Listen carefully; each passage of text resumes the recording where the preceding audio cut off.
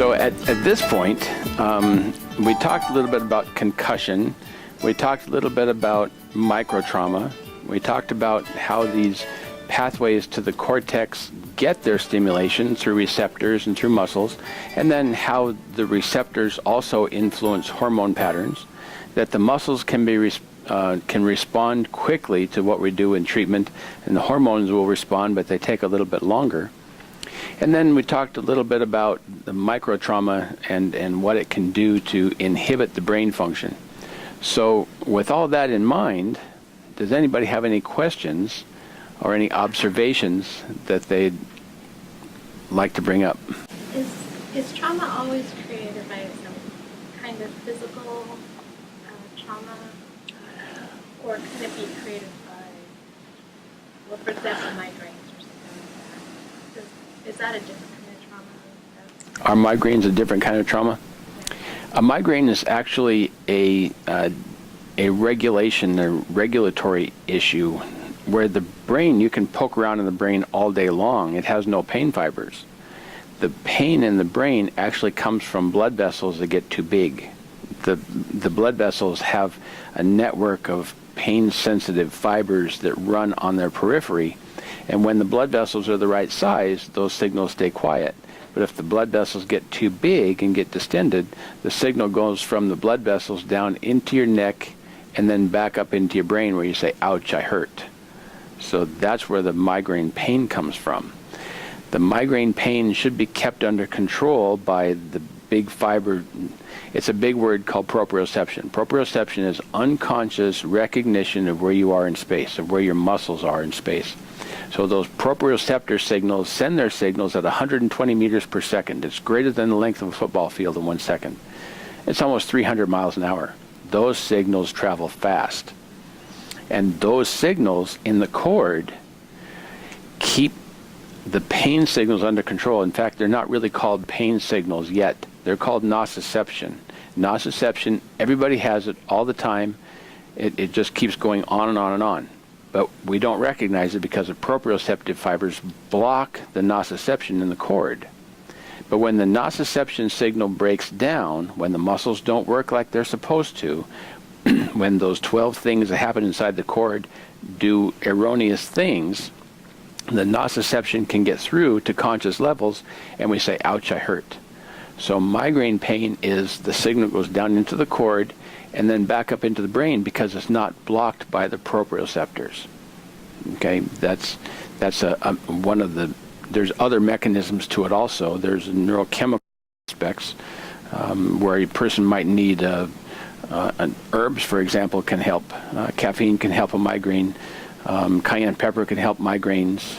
Lots of other things can help migraines for a neurochemical aspect, because there's different chemicals that can get secreted into the tissues that can cause the sensation of pain. But when it comes to migraines, a lot of them can be kept under control with movement by getting that reciprocal motion again. Does that answer your question? We see lots of migraine patients, lots of them. And they come in here because they recognize that the pain is reduced when they had a migraine. So when they first perceive that they might have one, they get in as fast as they can. So, without giving away all your trade secrets, what do you do for someone who has a migraine headache? Do you work mostly on the neck area? Most of the time, that's where we would work. Most of the time.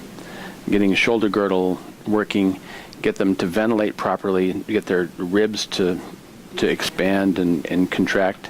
A lot of people don't breathe properly, and as a result, they don't get the expansion of their rib cage, which helps to get oxygen into their blood, into their lungs, and then into the blood. But it's also the joint motion of the ribs where they meet the sternum and where they meet the spine particularly.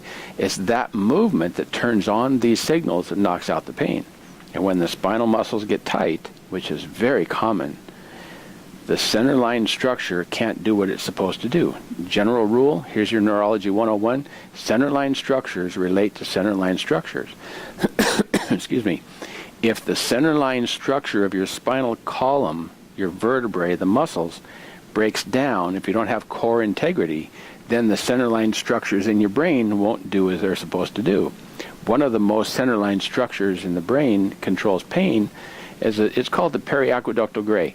In doctored language, that means it's a gray area that goes around the aqueduct. Periaqueductal gray. It sounds like it's a big, huge thing. This periaqueductal gray is a very small area, and it's the main pharmacology display in your body. And if that periaqueductal gray is not stimulated, you won't put out the pain control chemicals, and you'll experience pain. So whatever we can do to turn that pathway on, unique to the person. A lot of times we might use eye exercises. We might get the eyes to move properly. People's eyes don't move well, and eye function can help knock out pain. Because I used to have headaches right back here, and I'm sure they were stress-induced. They acted just like the migraine headaches that my friend has. They would put you out, you would see the sparkling stars, you had to either vomit or sleep it off. Wow. Yeah. I'm glad you're here. No, I got rid of it a long time ago. I got rid of the stress. Oh, good.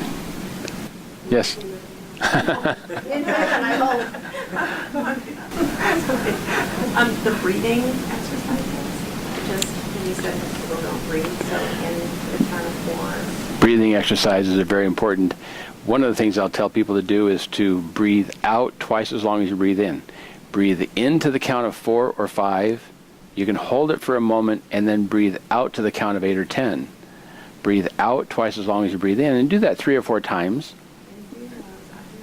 That's not really important, but that's what people say. Breathe in through your nose and out through your mouth. But the point is get the oxygen in and then keep it there for a while and help reset the breathing mechanisms in the spinal, in the brain stem. And when you reset those mechanisms in the brain stem, you'll oxygenate the blood better, and that's a very big deal. Your blood has to carry oxygen.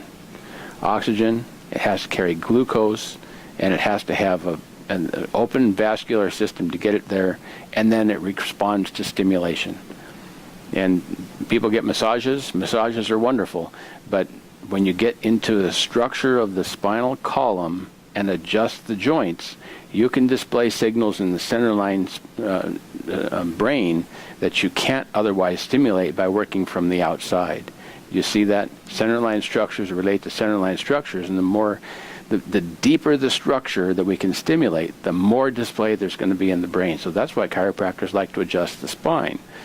Getting the fast stretch to a muscle, and that's associated with the pop, that fast stretch to the muscle is actually what lights up the cortex. Yes?